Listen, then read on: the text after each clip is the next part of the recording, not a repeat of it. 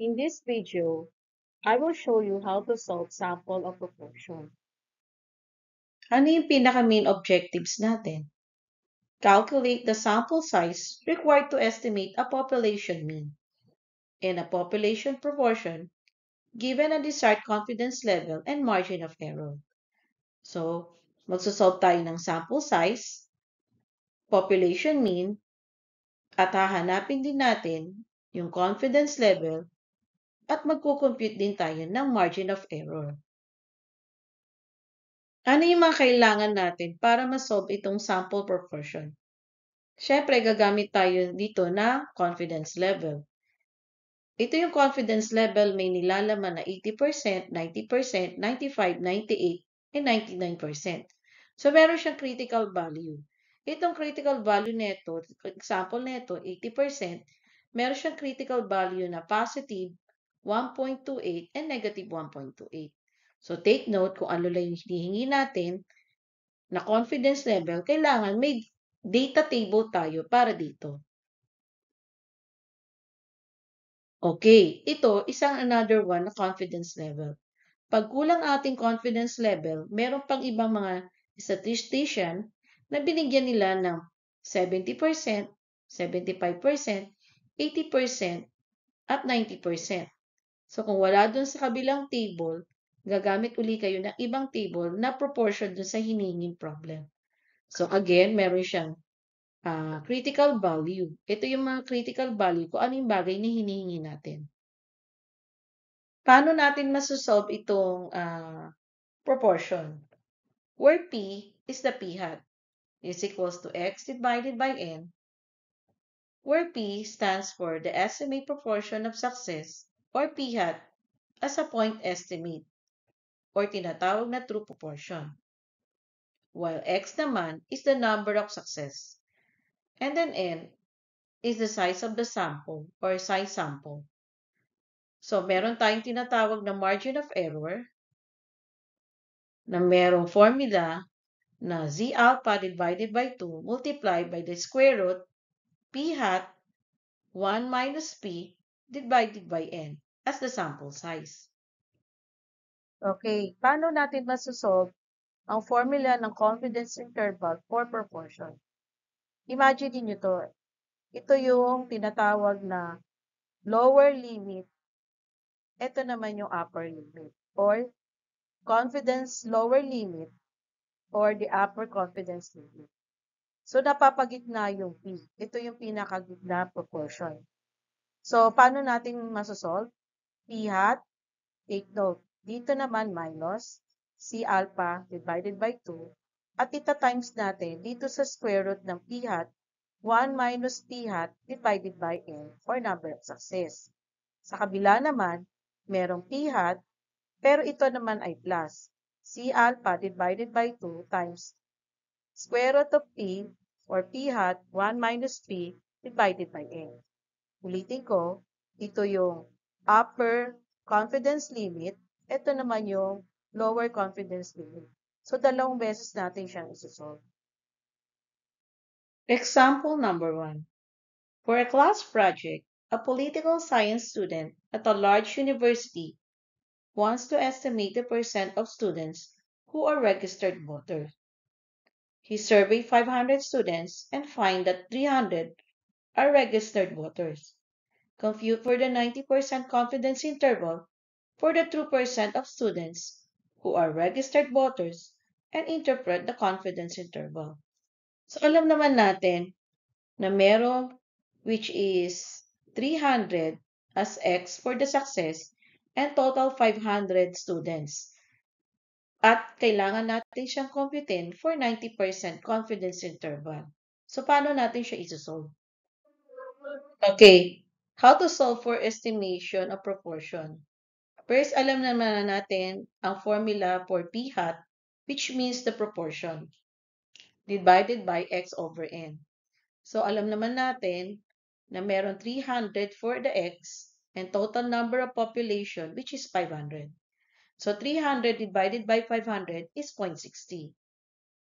So, meron tayong isosolve din natin yung tinatawag na error-bound formula or tinatawag na Q hat. ang Q hat, which is 1 minus P hat. So, itong 60 natin, 1 minus 0.60, the answer is 0.40. So, pwede rin natin gamitin sa formula P hat plus and minus C alpha divided by 2 square root P hat 1 minus P hat. Itong 1 minus P hat, pwede natin palitan ng variable na Q hat kasi which is the value of 1 minus P. So, i-divide natin sa total number of population. Take note isang plus, isang minus. So, yung plus natin, ito yung tinatawag na upper confidence limit. So, upper confidence limit which is 0.60 plus 1.645 na ang hinihinging problem kanina ay 90% confidence level na merong value na 1.645. So, ilalagay natin siya rito. So, 0.60 or 1 minus 0.60 divided by 500 and then i-square root natin.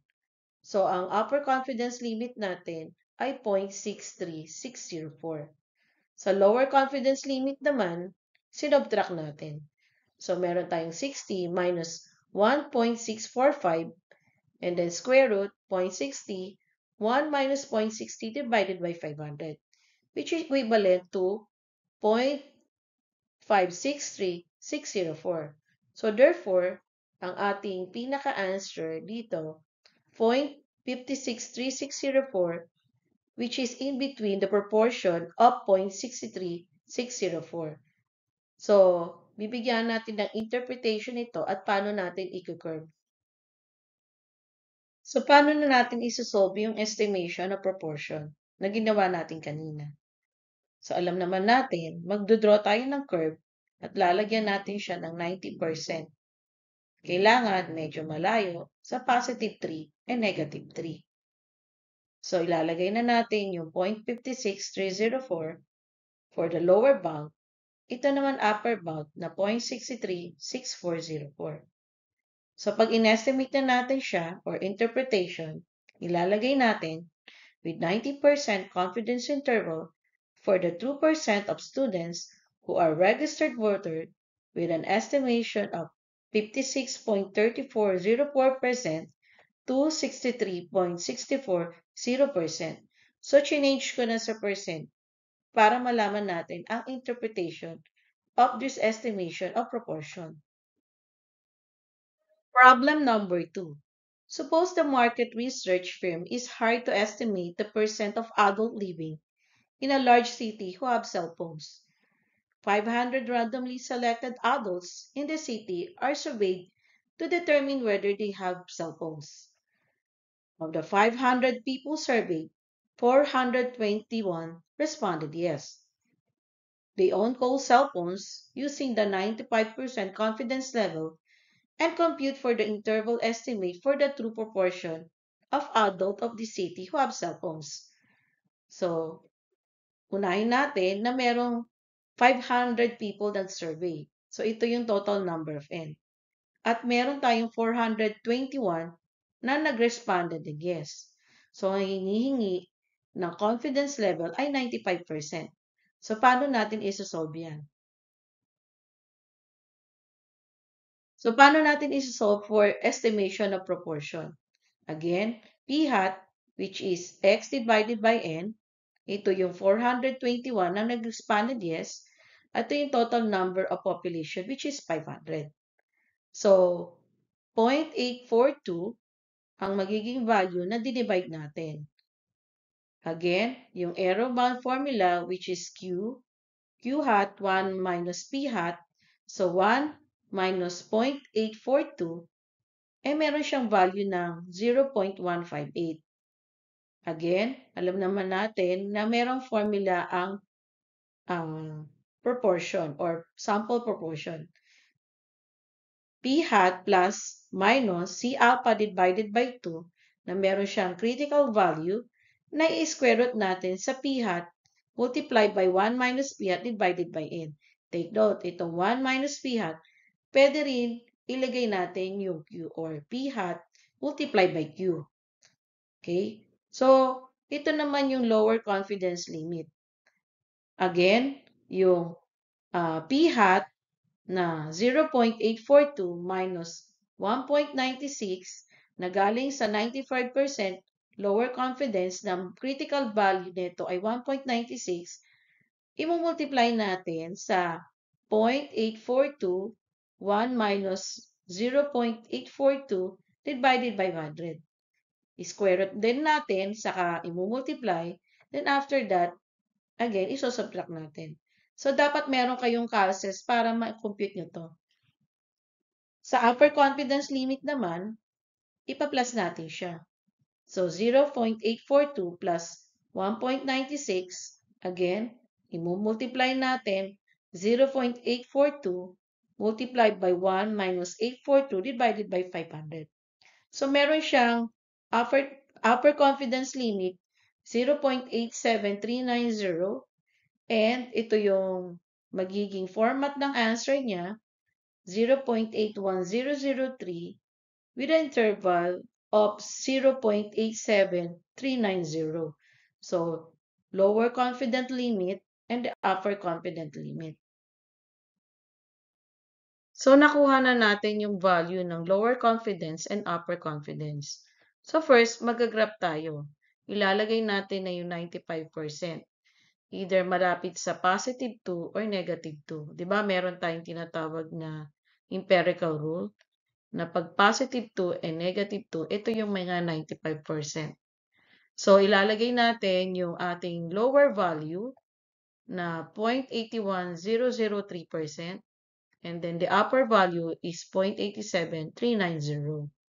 So, pag in-interpret na natin siya, the true proportion of adult resident of this city who have cell phones with an estimate of 81.003% to 87.390%. So, change ko na siya ng percent para at least alam naman natin na ito yung pinaka-estimate for sample proportion.